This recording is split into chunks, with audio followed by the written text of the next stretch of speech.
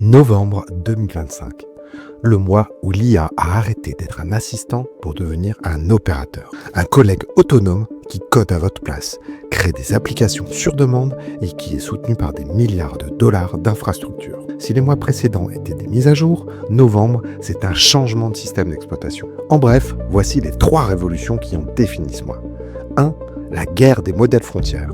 Anthropic, OpenAI et Google ont tous lancé leurs modèles les plus puissants et la nouvelle norme, c'est l'autonomie, la démocratisation du développement.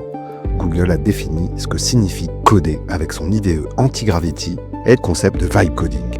Et 3. La course à l'infrastructure. 78 milliards de dollars ont été annoncés en un seul mois pour construire les autoroutes avec lesquelles ces nouvelles IA vont tourner. Bien sûr, à côté de ça, on a eu Mistral AI qui a levé 2 milliards de dollars, Luma AI 900 millions et le modèle open source chinois Kimika 2 qui a montré des capacités impressionnantes.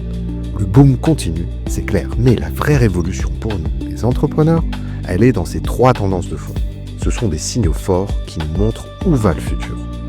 Dans cette vidéo, on va plonger en détail dans ces 3 révolutions. On va voir ce qu'elles signifient concrètement pour votre business et comment vous pouvez vous positionner pour en tirer parti. Prêt à passer de l'assistance à l'opération ? C'est parti. Section 1, la guerre des modèles frontières. Première révolution, la guerre des modèles frontières. En novembre, pour la première fois, les 3 grands labos ont sorti leur modèle phare en même temps. Et le mot d'ordre, c'est l'autonomie. On commence avec Claude Opus 4.5 d'Anthropic. Son super pouvoir ?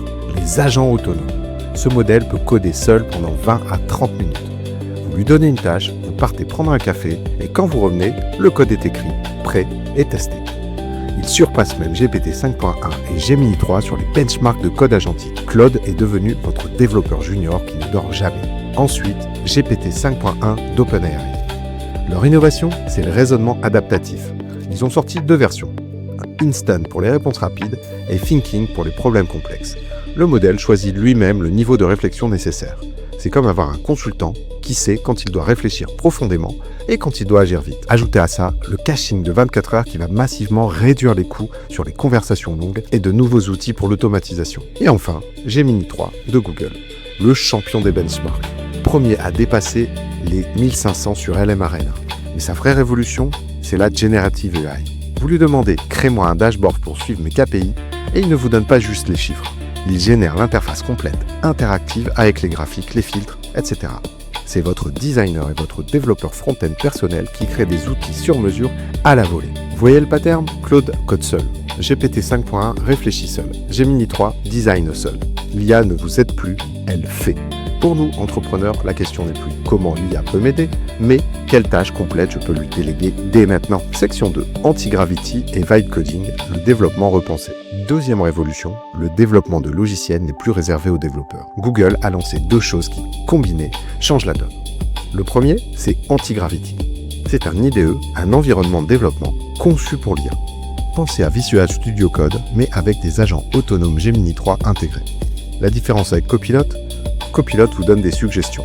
Anti-gravity prend en charge des workflows entiers. Vous lui dites « debug cette partie de l'application » ou « implémente cette nouvelle feature » et un agent autonome s'en occupe. C'est l'outil ultime pour les développeurs qui veulent développer leur productivité. Mais le plus fou, c'est la 2e annonce validée par le CEO de Google lui-même, le vibe coding. Le concept, des utilisateurs non techniques peuvent maintenant construire des logiciels en décrivant simplement leur idée, leur vibe en langage naturel. Vous voulez une application pour suivre vos habitudes ?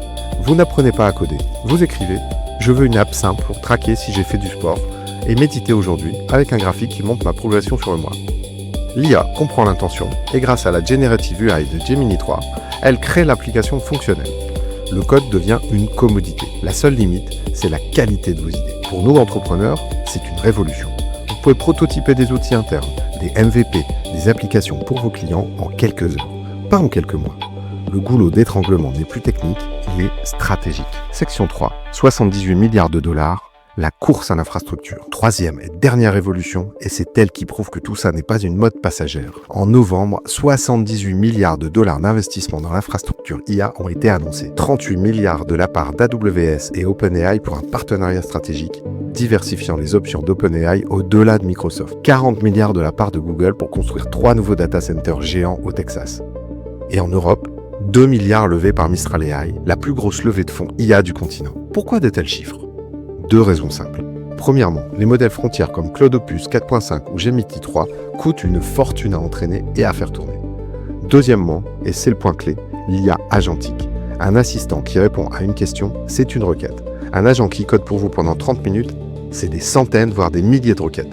Les besoins en calcul sont multipliés par 10 ou 1000. Ces investissements massifs sont une excellente nouvelle pour nous. Ça veut dire 3 choses. 1. L'accès sera démocratisé. La compétition entre AWS, Google et Microsoft va faire baisser les prix.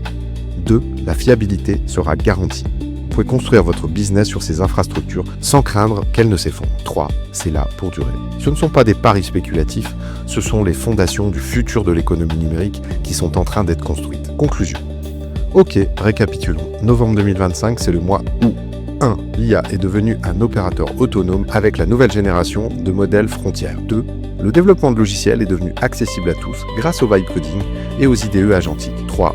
L'infrastructure massive a été mise en place pour garantir que cette révolution est durable. Le fil rouge de toutes ces annonces, c'est que l'IA ne vous assiste plus, elle opère, elle prend des initiatives, elle exécute des tâches complexes de manière autonome. Alors, voici votre plan d'action pour les 3 semaines à venir, un pas par semaine. Semaine 1.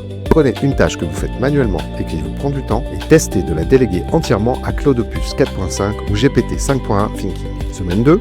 Décrivez en langage naturel un petit outil interne qui vous serait utile et voyez ce que vous pouvez générer avec les nouveaux outils de vibe coding. Semaine 3.